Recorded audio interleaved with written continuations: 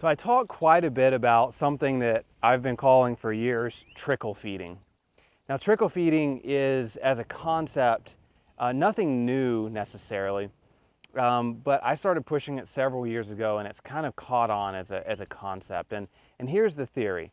So as our bees are trying to survive a summer dearth, so if you're in an area that has, a couple months long period where there's not a lot of flowers blooming, not a lot of pollen coming in, it's a bee's hive's tendency to dramatically shrink down. The worse the dearth is, the more the hive shrinks. If it's a bad enough dearth, it's a hot and dry enough year, your hive can shrink down so much that it's hard for them to rebound enough in the fall to be big and strong enough to survive the winter.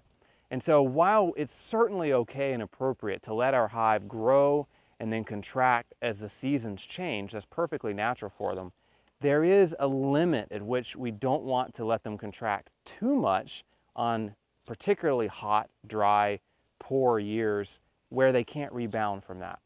So there are times as beekeepers that we step in, or if your bees are your pets and they're in your backyard and you just want to take as good care of them as you possibly can, you can take a few simple steps to ensure their health throughout the summer.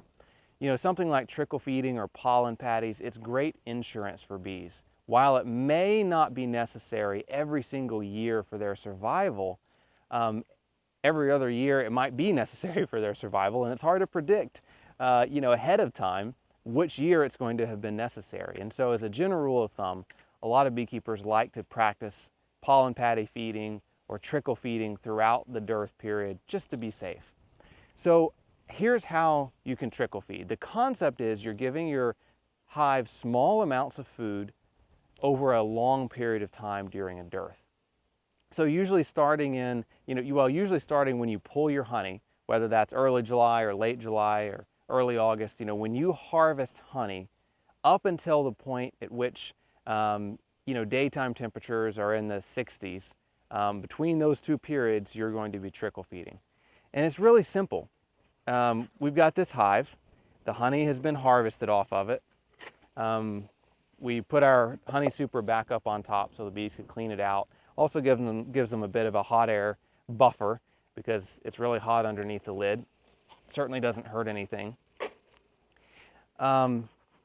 This hive in particular has it's got about 20 pounds or less of honey in the second box. So they're a little on the light side. I really like for them to maintain more like 30 pounds of honey in the second box.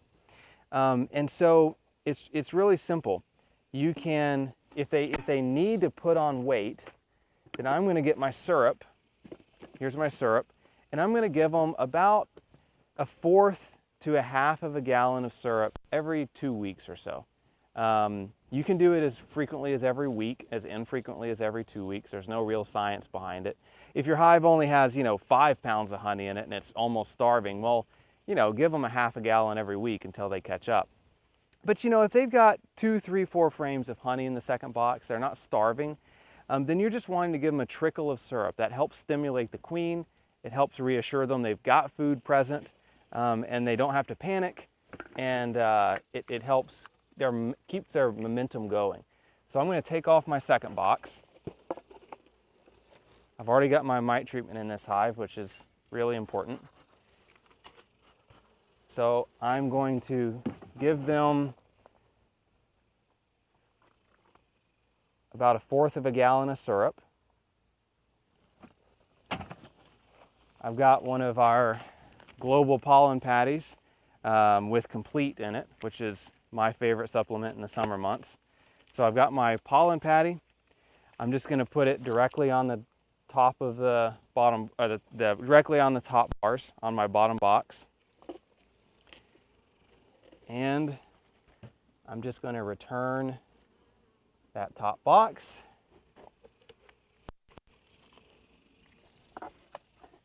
Put my empty box back up on top. It's kind of my heat barrier. Simple as that. Takes less than a minute.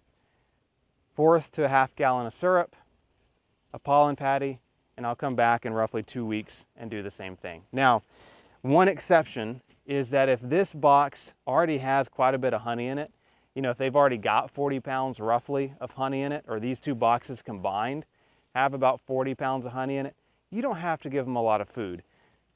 One thing you can do is give them one of Stan's soft sugar bricks, which we make. And these work great because they're not going to put on a lot of weight to the hive. It's not like giving them syrup that they're just going to store directly in the frames. This isn't going to make your hive put on a lot of weight, but it will give them some essential nutrients. It'll give them some carbs, a little bit of protein, and it'll stimulate them to keep rearing brood. And it's just a healthy little snack for them as they try to endure this winter dearth. So you can feed it whether you're feeding sugar syrup or not, but if your hive is on the heavy side and doesn't necessarily need sugar water, you can give them a pollen patty and one of these sugar bricks, and they're really going to do well through the dearth. Now, since it's hot outside, these sugar bricks can be a little on the softer side, but you know what? The bees don't care, and it's easier for them to eat if it's a little bit softer. If it's really mushy, you can actually just leave it on the cardboard. So when you pull this out of the package, the bottom side will be on a cardboard. And you can see this is on a little bit on the mushy side. So you can, there's a couple of different ways you can apply this during the summer. You can get an empty box with no frames in it, and you can put it down inside that box. You can get a rim, you know, a 2-inch rim, and set it on here so that so the bees can really get above it. Or you can leave it directly on the cardboard and just put it directly on top. And now you've created a little bit of a ventilation crack in that hive for the bees. And so they'll get a little bit of ventilation, and then they can also work on eating that sugar brick. Now, in most cases, I do recommend, though, that you go ahead and put some sort of a rim or just an empty, shallow or medium super with no frames on it on top, so the bees have plenty of room to get around that sugar brick and eat it. And the cool thing is, I'm going to show this to you guys. I'm going to have to take my camera apart to show you. But the bees are already all over this sugar brick, which is always just so cool to see. So you literally just saw me stick it on top of this hive. Look at those bees. See all those bees around it? They are already just gobbling on that sugar brick. They love these things. So you can see they are already, like in 30 seconds, they are already all over this sugar brick. So the bees just love them, and it's a great supplement to feed them over the summer months. So so that works really well. And like I said, they tend to be a little on the soupy side because it's hot outside. So you can just leave it on that cardboard, and that prevents it from melting down into the hive. And if it breaks apart some, that's okay. I mean, it's easier for the bees to eat it if it breaks apart a little bit. Sometimes I like to actually intentionally break it apart a bit. And then I'm also not afraid to take it off that cardboard completely and let it break apart onto the hive.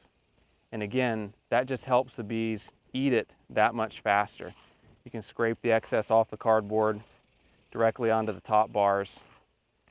And I know it seems messy, but again, the bees don't care at all. They will be able to eat it faster and utilize it more quickly than if it was together in a hard brick. So it's a great way to trickle feed your hives. It's simple. The concept is just a little bit of food over a long period of time.